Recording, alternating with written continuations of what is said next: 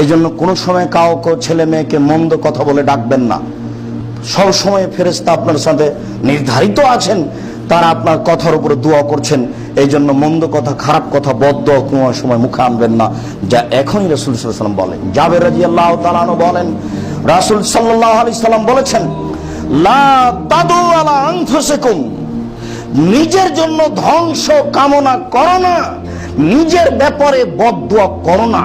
ওয়ালা তাদু আলা আওলাদিকুম, নিজের ছেলে মেয়ের জন্য বদদোয়া করো না। ওয়ালা তাদু আলা আমওয়ালিকুম, অর্থ সম্পদের জন্য বদদোয়া করো না। কি যে টাকা পয়সার ঝামেলা, এইসব ধ্বংস হয়ে আর যায়, কত ঝামেলা লেগে গেল, এই কথা বলবেন না।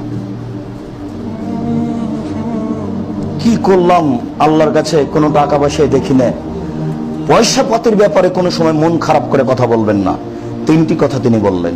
তিনি বললেন, কখনো তোমরা নিজের ব্যাপারে মন্দ মন্তব্য করো না, কখনো তোমরা ছেলে মেয়ের ব্যাপারে বদদোয়া করো না, কখনো তোমাদের অর্থ সম্পদের ব্যাপারে মন্দ কথা বদদোয়া করো না।